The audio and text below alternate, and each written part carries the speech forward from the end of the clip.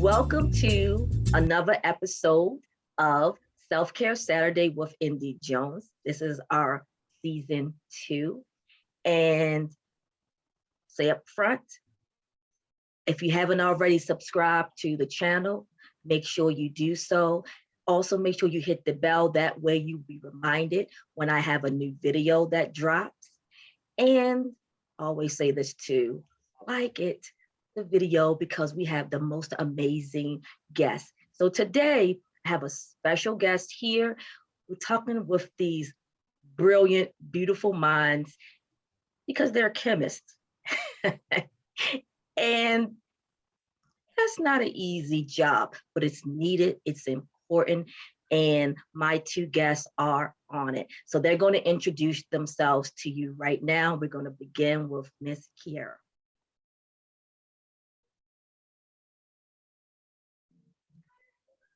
Okay, there we go. Hi, everyone. My name's Kiara. I am from Brooklyn. Do you want me to say age? Do you care if I say age? Sure. I am 29 years old. Oh, gosh. I am a chemist that works for a robotics company here in New York.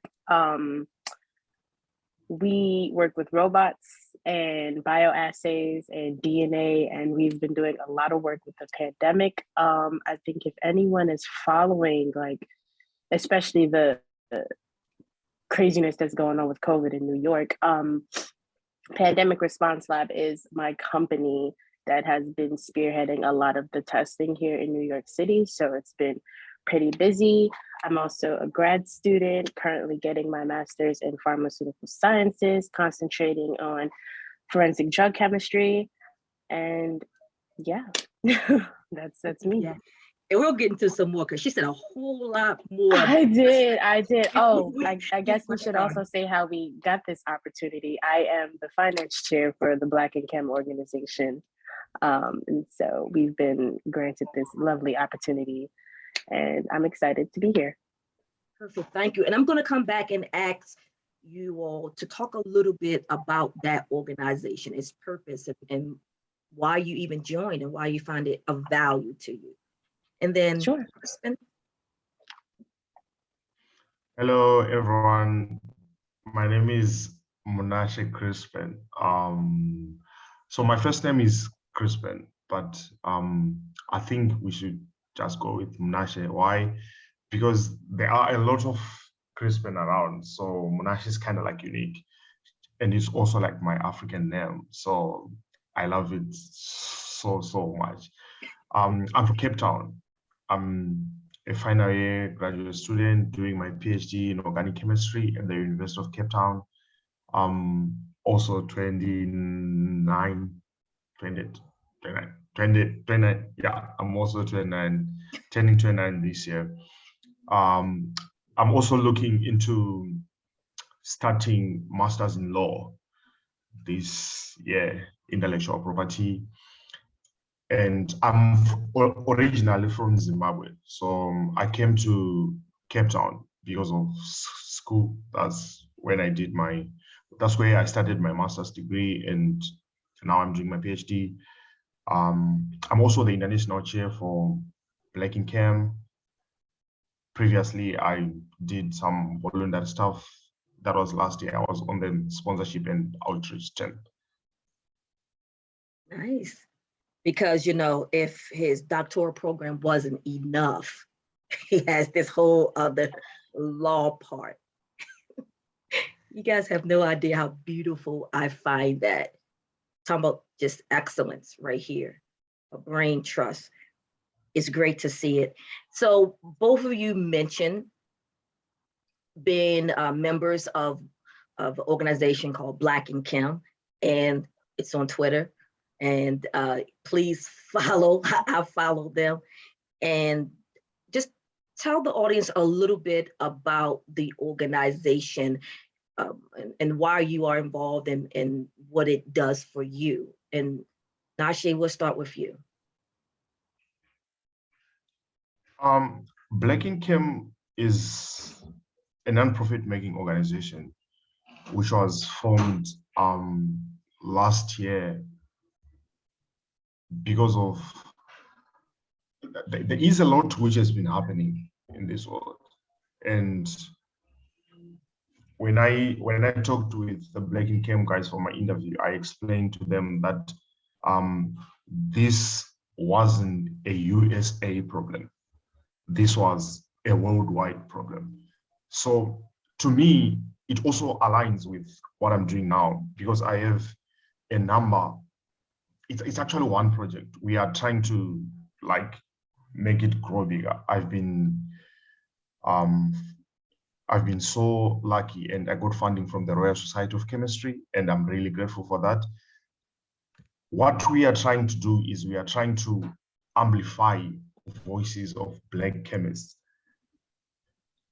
We are trying to make sure they get the credit that they deserve.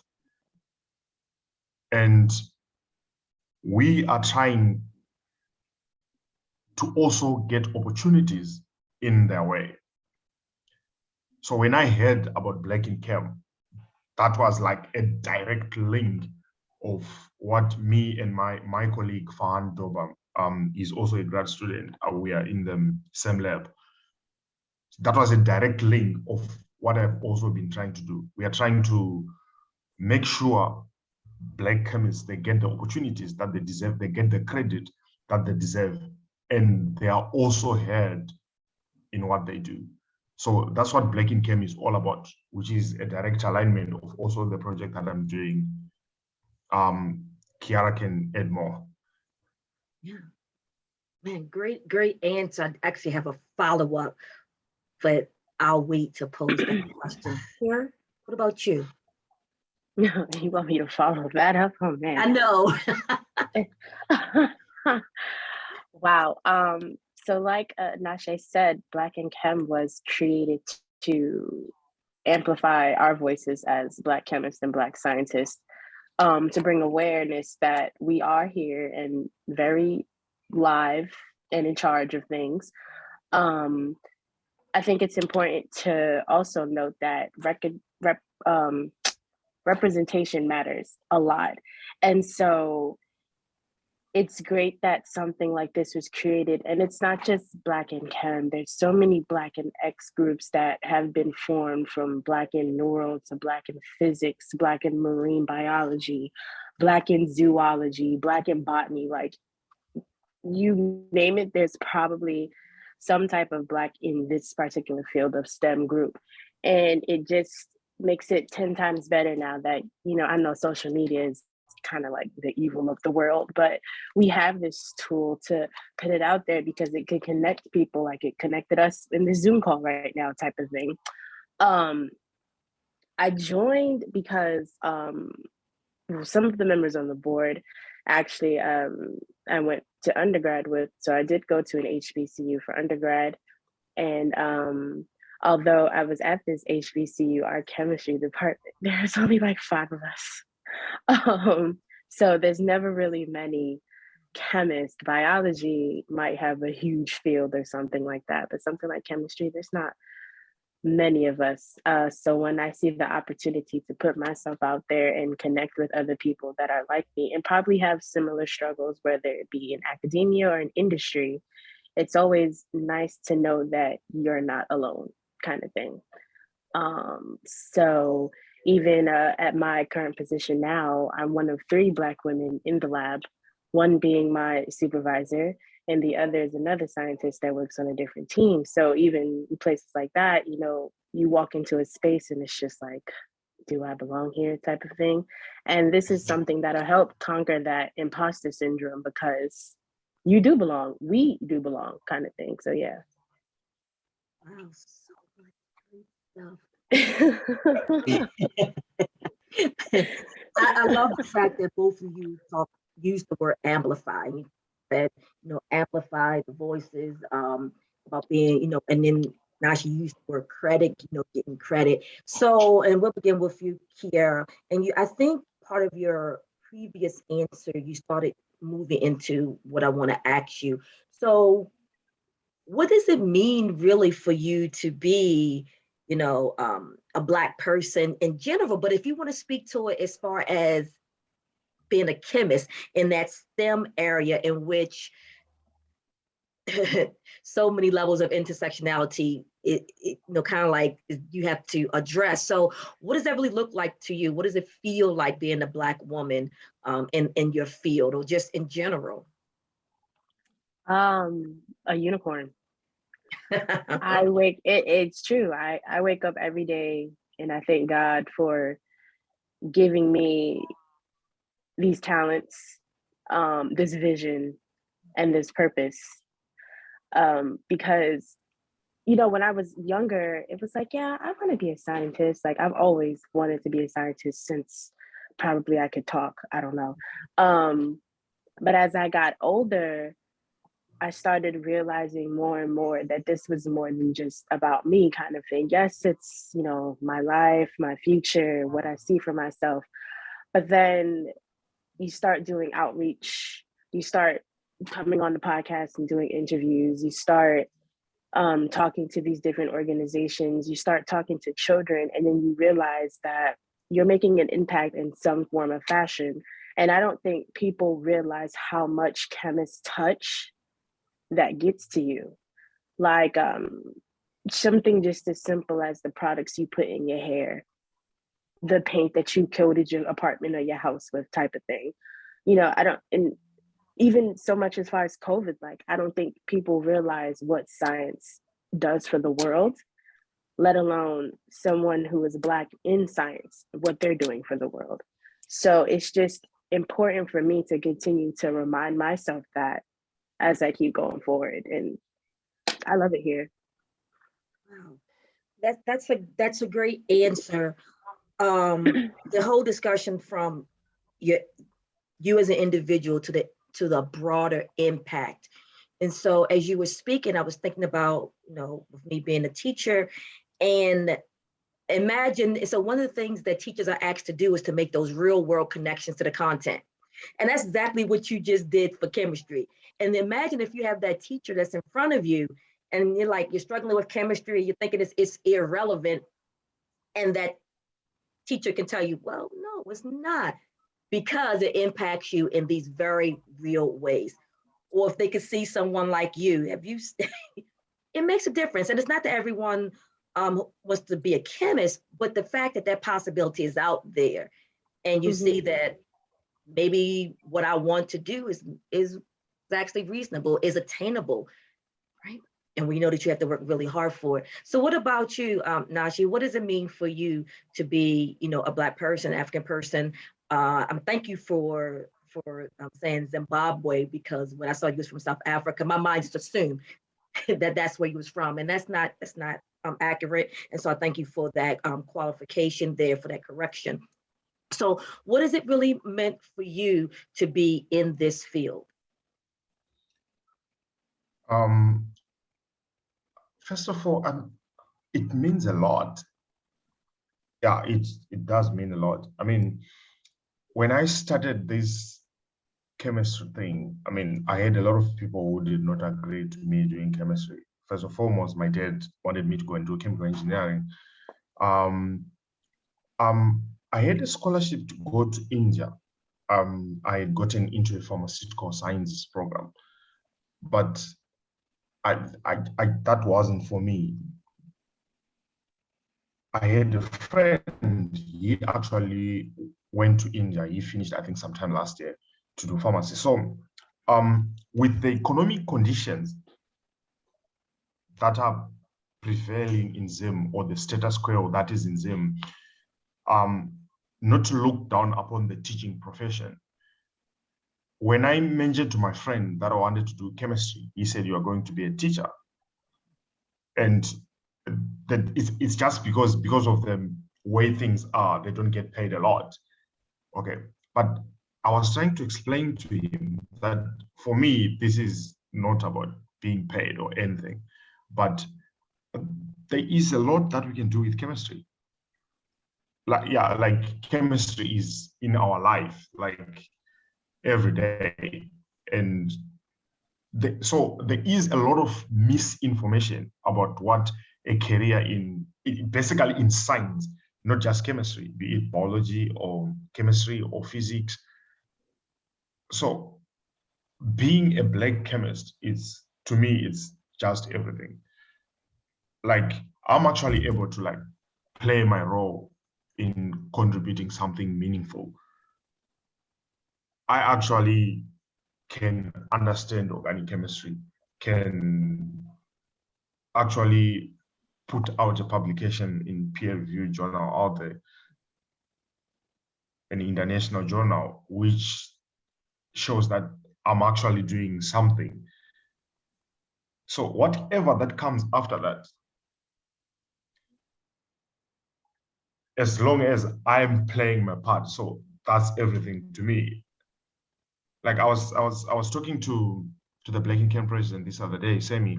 I was actually telling her that I'm thinking of relocating to the US. And I actually mentioned to her that it's quite competitive in the US. Like there are a lot of like talented chemists and all that. But I'm also like so up to also put up like a good fight in making a change.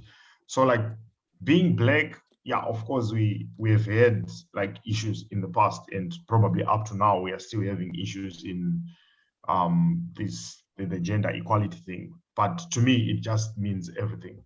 It I see myself no different from other people, regardless of them being of different gender, sexual orientation, or and all that. So that's exactly what it means to me. Thank you for something you said. I'm hoping we can get back to it.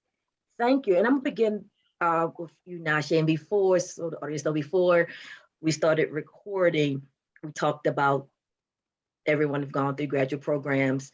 They're currently in graduate programs, and just the resilience it takes to progress through those programs and do well and be successful. It takes a lot. So when you think about the word resilience, what words, images, or people come to mind? So so I come from like a super disadvantaged background. Like my mom's house, like now, does not have electricity, and this is like the 21st century. We do not have running water. We use boreholes, something which I mean to change. Um, I do not know anyone. Like you know how people are like you have to know someone, like you have to know someone so that you can get these and all that. So when I moved from Zim to Cape Town, um, I was actually an illegal immigrant. So when I recall the events up to the point where I actually got into grad school, if I were to tell you the stories, probably you'll be traumatized, or probably you start crying. But it, when I hear the word resilient, I don't see anyone, but I see myself. What I've actually managed to overcome, like uh, the, the way I'm here now is just God and resilience and myself.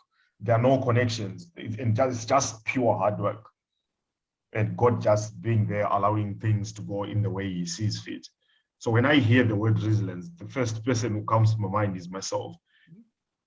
Because I look back, I think about where I left Harare, that's the capital city of Zimbabwe. Then I got to Johannesburg. I had about $400 in my pocket, which is probably like 20 US dollars. That's all the money that I had. I did not have a place to sleep. I did not have anyone in there. So see, the first night that I got to Johannesburg, I slept under the bridge. So coming to think of it, the word resilience, I just see myself, me inspiring me. I don't know.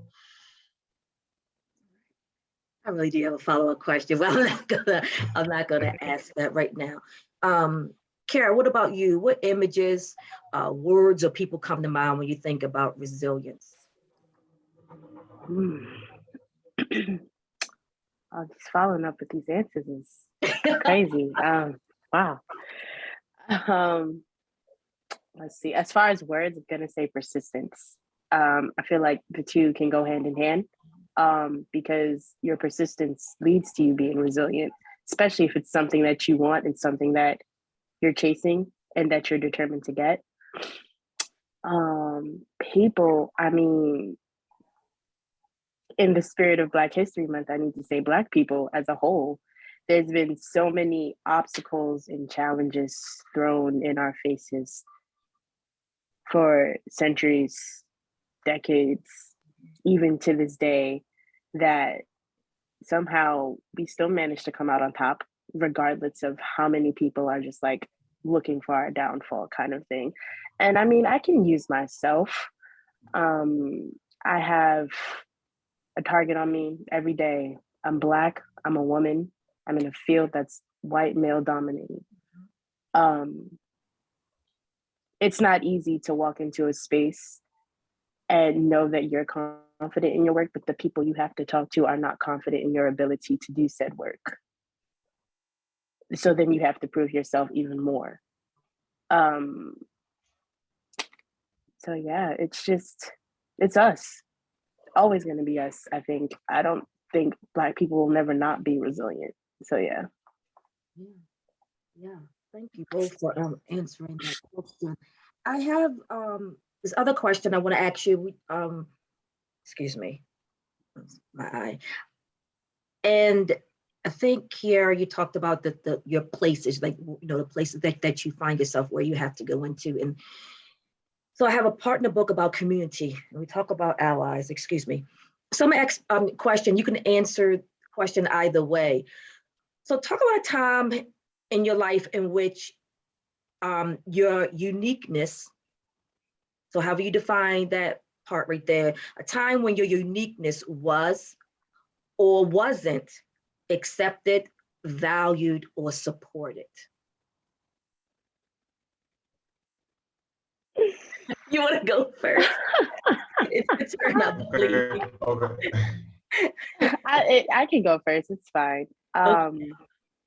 It's actually really funny and ironic that this question comes up, because this is something I talk about with my best friends all the time. One of my best friends, she just quit her job and finally got her job in a field which is tech. And we talk about often how the workplace doesn't respect you enough. And yes, it doesn't respect you as most of the time as a Black person and as a woman, but as a millennial yourself, you probably won't get the same respect as somebody that's older than you. And they're probably usually the person that's doing the disrespecting. Then you have to deal with micromanaging and all that other stuff. I started working at this company that I'm at now since, what is this, July last year. My previous company, I felt like I carried them on my back at one point. And it got to the point where I was doing more work than what my actual position was. And I did have a supervisor that recognized that. She tried to champion for me and things like that. But it was HR that didn't see the value in me as an employee. It was numerous meetings about putting me where I should have belonged as far as position, pay, benefits, whatever else you name it. They weren't trying to give it to me. So right before I put my week's notice in, I had one more meeting. And I told them, I said, listen, I'm not doing anything else. I'm not overextending myself. You have a problem, you could figure it out. And the best part about some of these companies is that it's a whole bunch of non-scientists trying to tell scientists how to do science. That's the best part about this whole thing. So I can understand what I'm doing, but you don't understand what I'm doing. So therefore you cannot do it. Still didn't comply. So I had to leave the company. And now I'm in a much better space. Unfortunately, that company is not doing so well.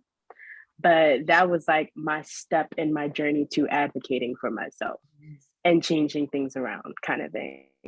And now it's just like, what took you so long? Yeah, Oh, I mean, that's definitely. that's that's that's great.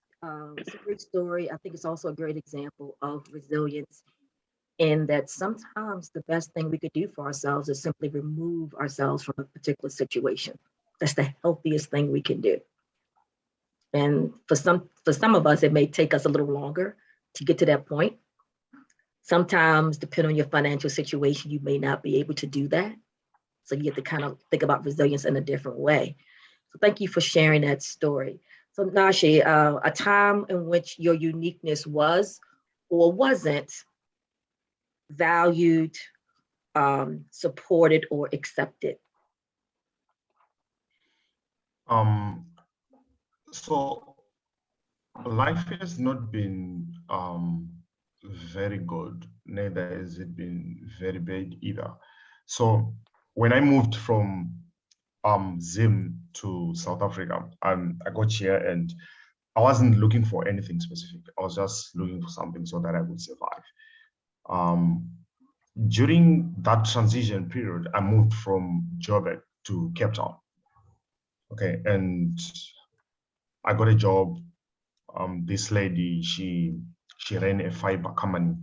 They were like doing trench dissing, laying the fiber cables. I worked for her. It was some sort of like startup company. So she didn't have a lot of like expertise in she was trying to do.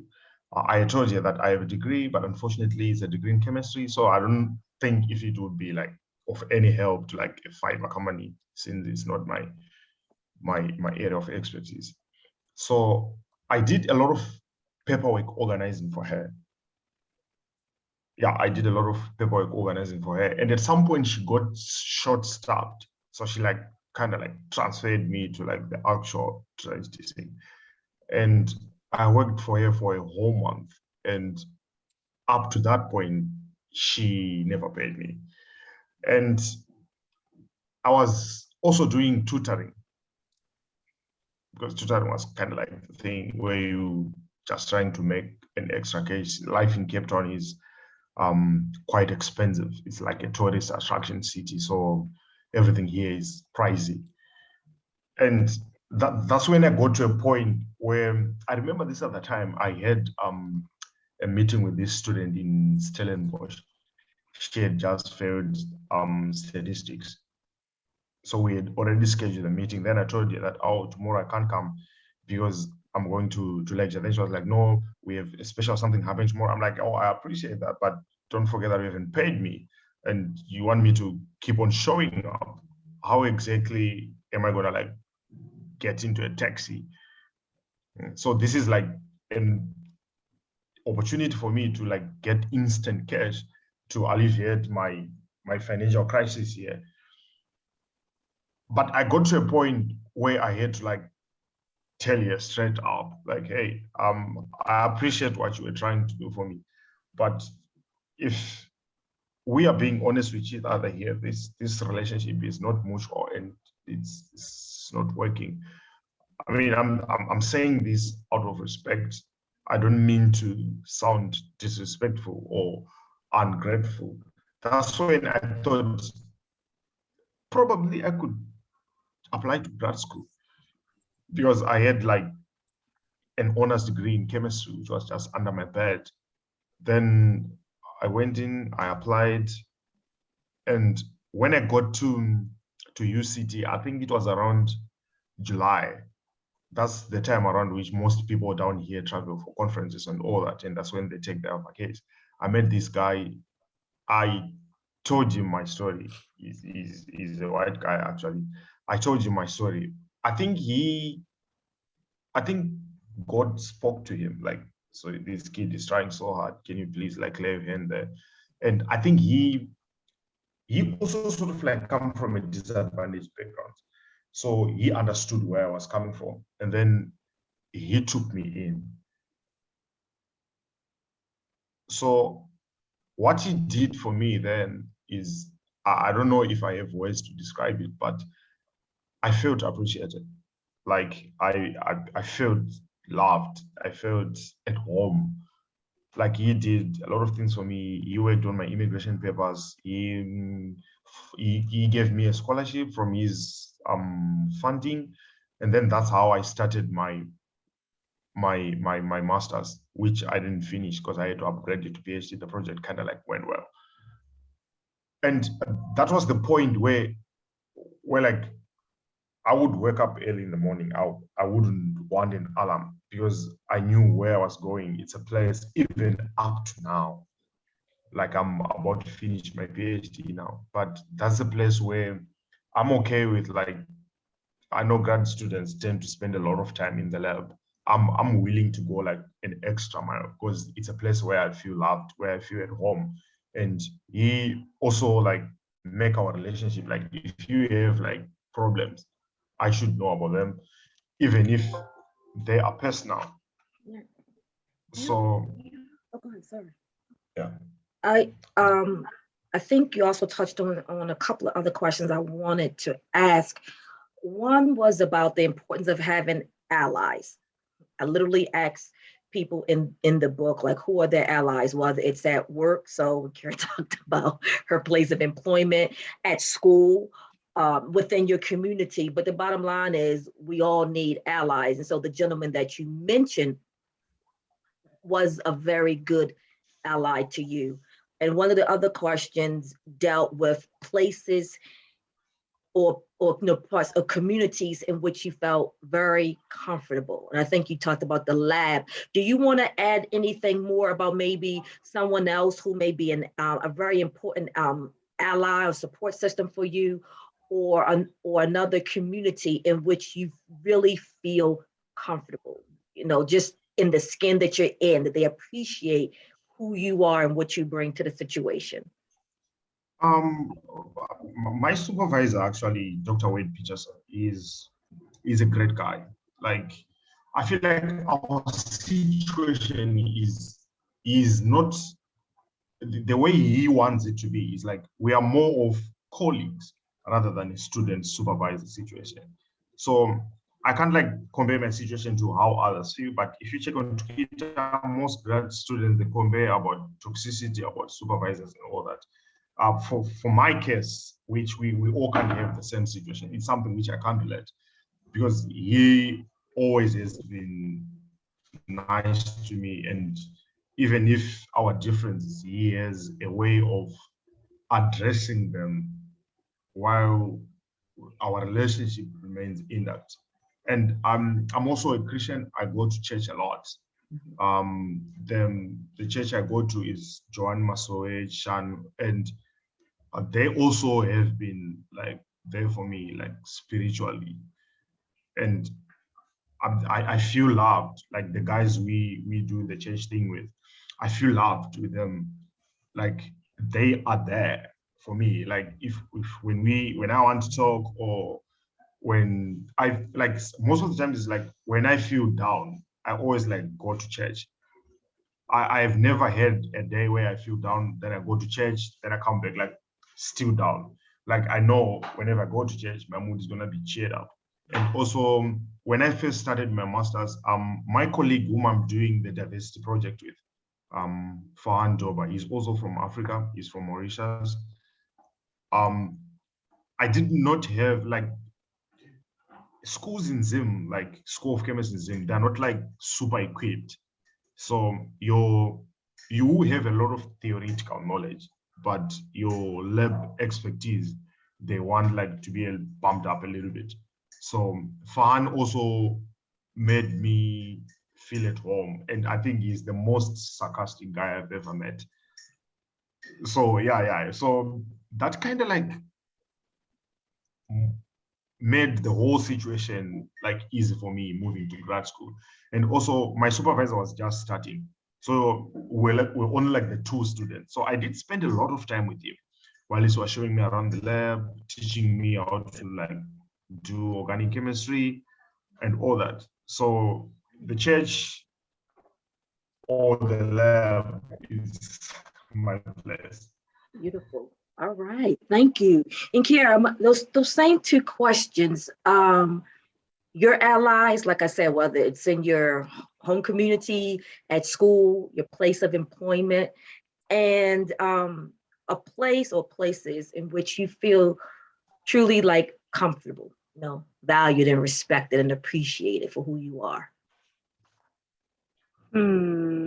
Well, as far as allies that are non-Black, I have two really dear colleagues that I've met at a previous place of employment, actually the last company I worked for. And they've been amazing, amazing friends. So, actually one of them works at this company with me now. He's the reason why I applied to this company. So, I appreciate them for being understanding and being open to learn things as this world is going crazy and things are changing and things like that. So I appreciate them so much. Um, my family has always been an amazing support system. I have two wonderful parents that whenever I take on something, they take it on too, kind of thing. My mom loves to brag about my brother and I, and she has created sub support systems, like her coworkers. I feel like they know more about me than I probably know about myself sometimes, because she just goes there. But it's great because I Mother's have like prerogative, right? they listen. I have these aunts and uncles, extended aunts and uncles that are forever cheering me on and rooting for me and things like that. They send me uplifting messages and things, and like honestly, whose parents, coworkers are like texting you good luck or even happy birthday for the matter, like, things like that. I pride myself with having a group of best friends that are all some type of STEM professional. We all met in a STEM program in high school, and we were the four Black girls in this program, and we just stuck together, and that's that. So they, we all have similar experiences, and we just support each other. As far as places that I feel comfortable in, the lab, of course. I love the lab. I am a bench girl. Put me on the bench anytime. It's great. Um, Undergrad, I felt super safe because I did go to an HBCU. Shout out to Clark Atlanta one time.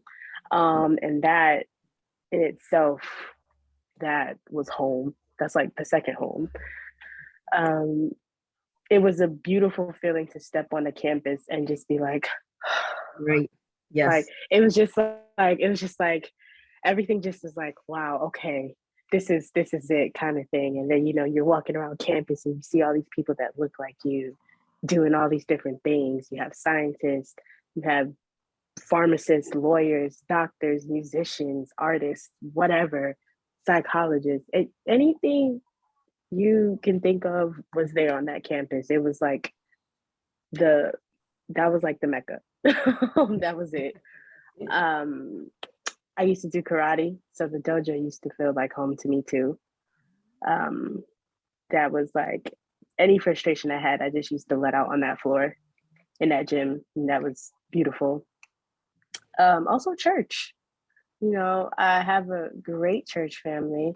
I'm actually one of my favorite priests just passed um, a few months ago, and up until then, like even if he wasn't at my church frequently, like we still kept in contact.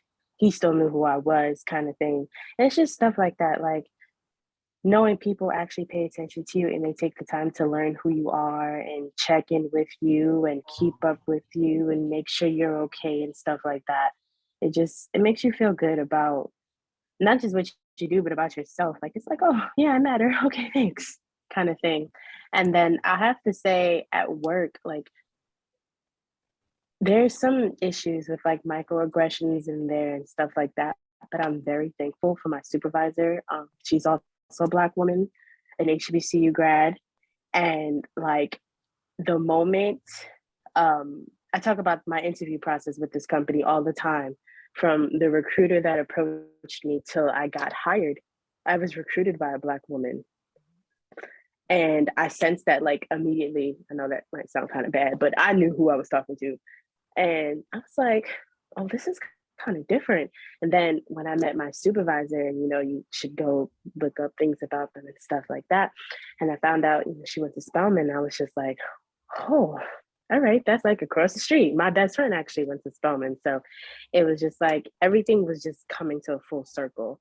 And then when I found out she was actually the director of science in the company, I was like, okay, I could do with this. I like this company already. So I was like, yep, sign me up. I was like, sign me up.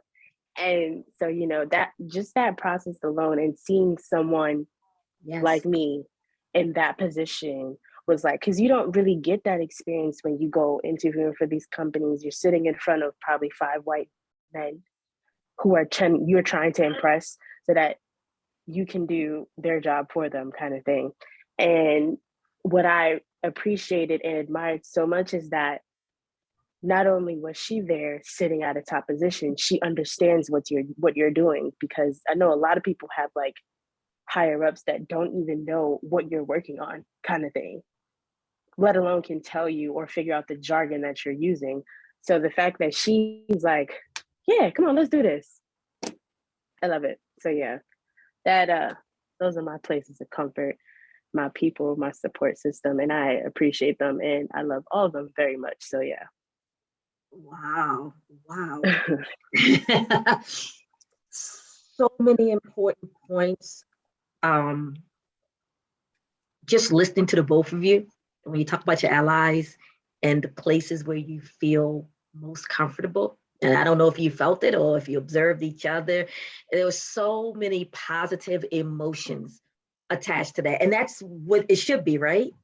And it's important because that's what really lifts you up. That's what sustains you. And Nasha, you said when you spoke about one of your allies, you said, I feel loved. And it wasn't just the words, it was how you said it. And it was the emotions that you brought with it. And that's important. I mean, you're brilliant, but it's all this other stuff that helps harness your probably partly your natural ability, all their hard work. But we don't live on a planet by ourselves. So our brilliance can only take us but so far. Even our hard work can only take us but so far. You need that human element. And so when you said, I feel loved, I felt that. And one thing I wrote down that you said, Kiara, you said, I felt super safe. And how many times do we not feel safe? Sometimes that's a physical safety, but more often than not, it's a psychological, emotional safety. I think you were talking about that emotional safety there. And then something else that you said, and I believe Nashi would agree as well, you said, I matter. And it was because of how other people treated you, that it affirmed something that you know you should believe anyway, right? But sometimes if the people around you kind of push against you in a certain way, it may make you think or convince you that maybe I don't matter. Mm-hmm. So you guys said so many important things that I think is important as far as your resilience. And you have a lot of understandings that's important, and you have them at a young age. Both of you are under 30, and you really have a lot of big adult understandings, which is great. And it's important. So let's look a little bit about self-care. I think we've indirectly been talking about it. And I believe, Nashi, you're going to go first. So talk to me about your self-care routine. Do you even have a self-care routine? But what are some things that maybe some actions, some activities that you do very consciously, very deliberately, as far as your self-care? And I'm going to ask the other piece too, because I think sometimes when you guys are in school, you may kind of a little bit maybe neglect your self-care. But what are some things you know that you specifically do for your self-care? And maybe think about something that you like, I really should be doing. That if I engaged in these activities, it will make me a healthier, happier person. So it's two parts to that for both of you. Um, Self-care. I don't even know what that means. But anyway, let me say it in a way that I understand this. I do spend a lot of time at the lab, partly because the organic chemistry course is heavily demanding, and partly because, like I've mentioned previously, I like it there. But sometimes I tend to like take time off the lab. I'm a foodie. I eat a lot, so I do go out with my friends. I feel like it's important, especially if you've gone through a heavy week. You just need to get yourself off books a little bit. And also with my friends, we do hiking twice a month. Yeah, we are actually going tomorrow morning. We told ourselves that 25 hikes before the end of this year. So we go hiking twice a month. Then I go to church on Thursday night. Then sometimes if time allows, I spend the whole Friday there. But because I have to be at the lab, so I normally just go like around like 3 in the afternoon, then I come back tomorrow morning. I also play football. Yeah, the Sunday league, not them. So it's different. There is American football, then there's soccer. So Right. I don't know. Yeah. So I think it's soccer. When I say football to you guys, that's like the rugby kind. Like, yeah, but I do play soccer. This is like with a bunch of friends for fun. I feel like sometimes you need that blood rush and you need to sweat a little bit just to like refresh yourself and all that. And what else do I do? I play video games a lot. Yeah, I feel like video games helps you think. It does. Yeah, I feel like if you are good with the joystick, you should be good with whatever you do. So they kind of like help you, like, because sometimes I'm like playing like FIFA or Call of Duty or whatever, but I'm also like my mind is out there. So I basically think that's part of my self-care routine. Like the greatest challenge that as a black person coming from a raw area, in raw areas they don't have a lot about men. Like so men are supposed to man up. It doesn't matter if the problem requires you to talk to someone or not. So that's the kind of attitude which I think is toxic, which I adopted. Like growing up in rural areas, they'll just tell you, "Hey, man up."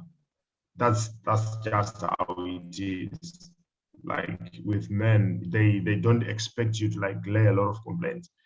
So it's either you eat or you get eaten. So 90% of the times, but seeing my other colleagues, like what they are trying to do and how they explained it to me, like it's not about the work all the time. You also need to like take a little bit of time, engage in non-academic activities, which I also find working. Like, sometimes you feel so tired and probably the lower back is hurting because you've been standing or you've been looking at a microscope all day. But then when you go out, like play footy, you feel the blood rush. You feel that, yeah, I have a new breeze. And I also do the beach sometimes if time permits, of course. But I think that's all about my self-care. Good. You have a lot of stuff going on, and I'm glad that you do, because I don't think sometimes people realize how exhausting it is to think all day. I mean, you can literally just sit down.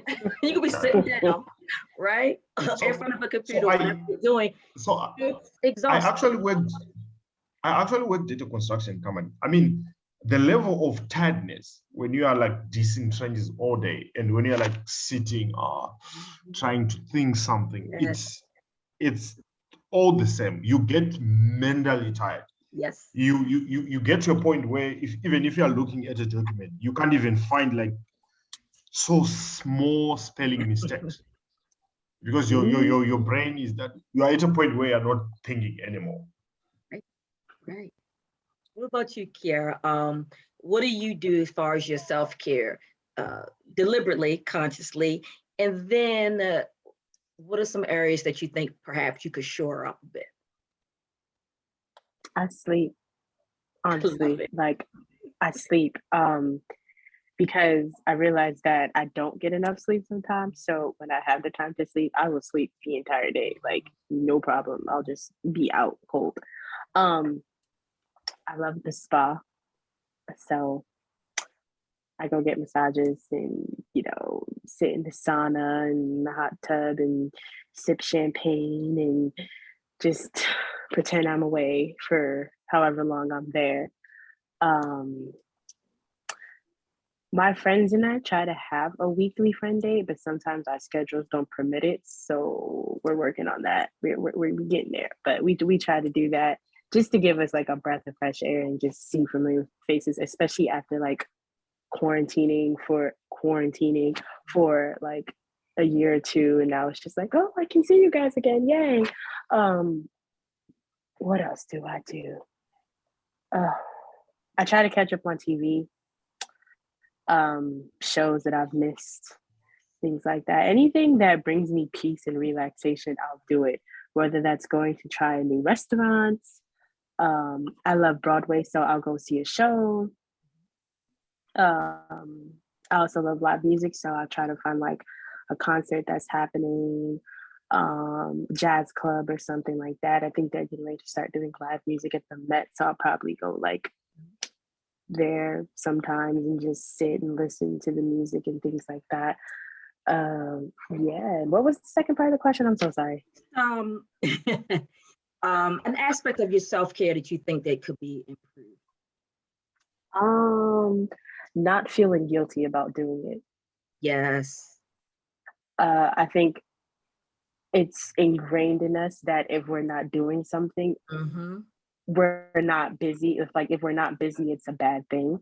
And so like I'm always on go, like always. This. Like my mom tells me all the time, you do way too much. And she's right, but I'm gonna learn how I'm gonna learn.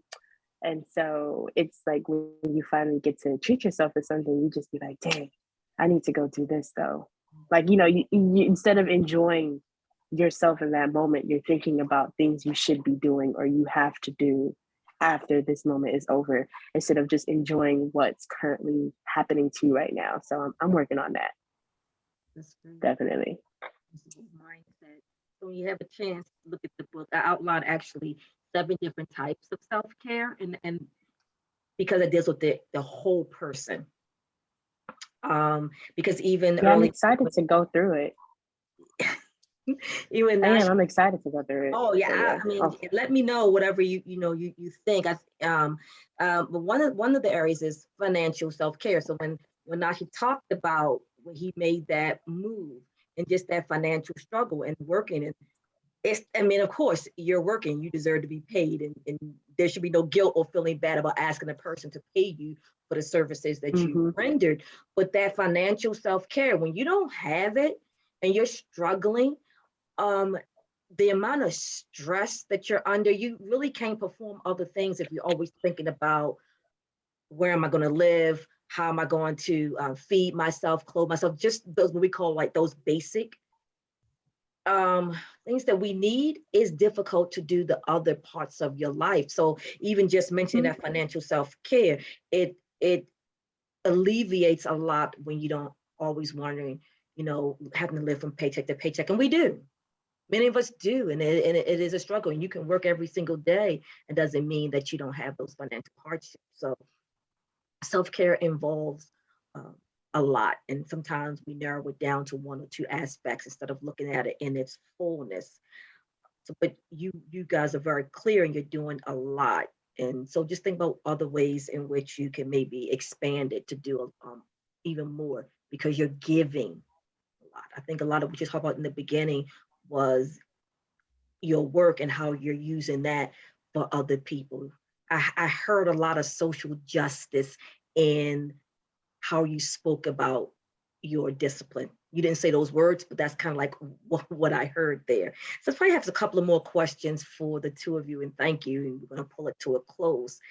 So complete this sentence, and I'm not sure who's first, but I'm gonna start with you, Kiara, and then we'll go to Nashi. And so complete the sentence, I am. Woman.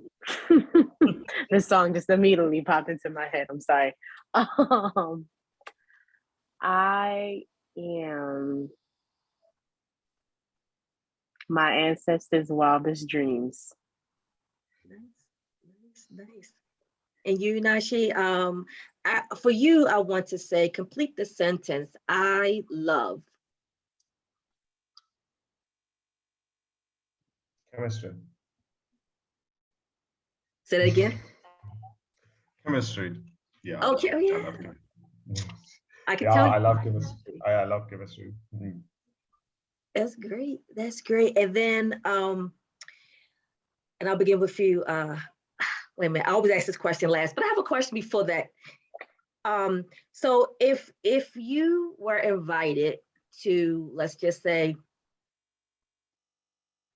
it could be at any level, elementary, high school, to talk to kids, what would be one thing that you would say to them about education in their future? Just what would be maybe one little point, Black kids, whatever kids, what would you tell them about their future in education? What would be one message that you want to deliver? Education is key. As long as you do not look at career opportunities, thinking about what's going to pay you the most, but what you love to do. Yes. I mean, what comes first is the passion, then passion attracts what you want to get. So that's the problem with a lot of kids. Like when they talk to you, it's like, so do you think this is gonna pay me more? I'm like, do what you love. Imagine doing something so boring for the rest of life because you want to be paid money. Money sometimes, I know we want money. We want to have money. We want to have all those flashy things.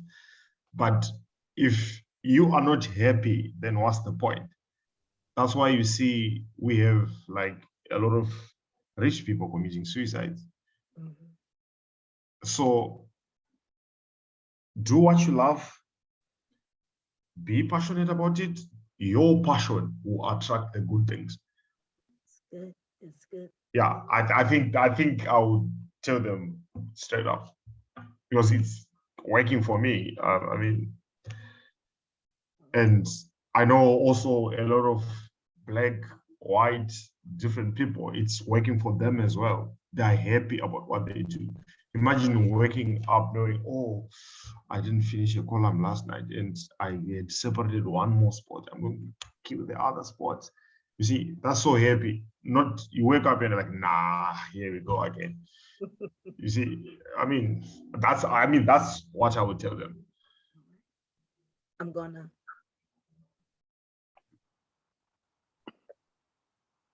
Okay, so actually, whenever I do speak to students, because I do like get invited to talk to classes and things like that, I always leave them with "I can," or well, "you can," kind of thing, because it's too often that children are told they can't do something, or that they'll never be able to accomplish something, or that they're dreaming too big, or whatever else. And I always like to tell them, like, if I can do it, you can do it.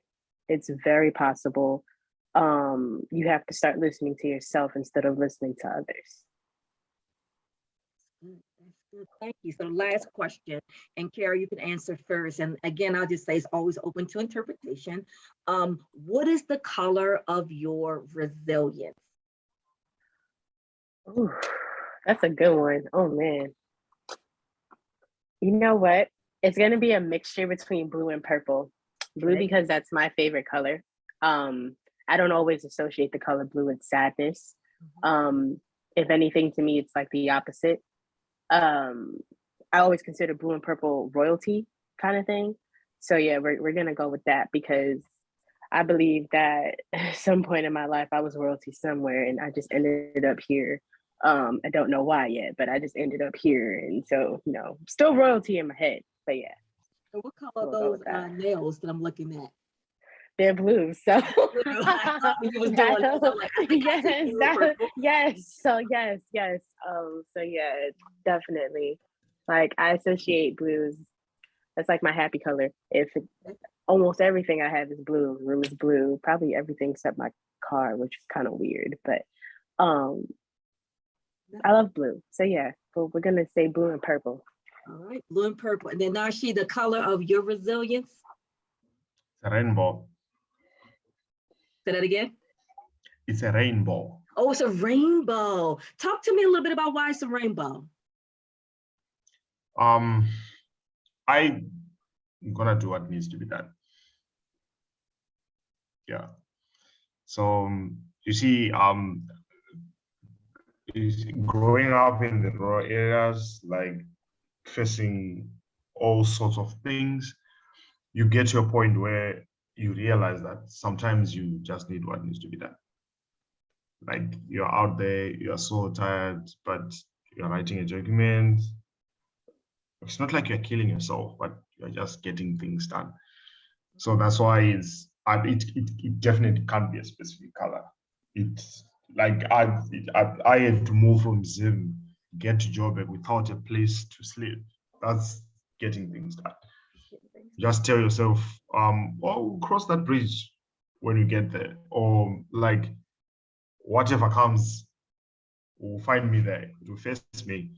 So I think my reason is gonna be rainbow. It can't be a specific color. Thank you. And I think I had one other person who also said rainbow as well. So that's wonderful. That's wonderful. So we're at the conclusion once again of another episode of Self-Care Saturday with Indy Jones. This has been a special episode with our Blacks in Chem, and it has been wonderful. I want to just say the word brilliant again. I always think all my guests are brilliant, especially when they are in areas that they're just simply not my areas of strength. And you guys are doing well, and I wish you continued success. I want you to be healthy in every possible way.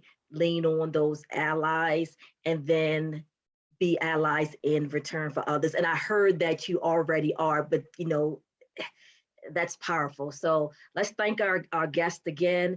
And until next time, stay healthy, be safe, and take care, everyone.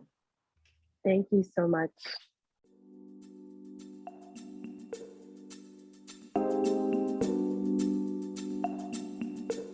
Hello, everyone.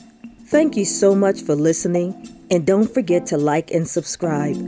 If you want to support me, please visit my website at indyjonesparanormalpleasure.com, where you can find more information about my self-care journals, coloring books, and paranormal romance and urban fantasy novels. If you want to purchase some fun goodies for yourself or a friend, stop by the store tab where I have links to all of my shops. And finally, if you want to stay updated on upcoming events, giveaways, and all things Indy Jones, please follow me at Indy Jones Author on Twitter, Instagram, and Pinterest. Until next time, thank you.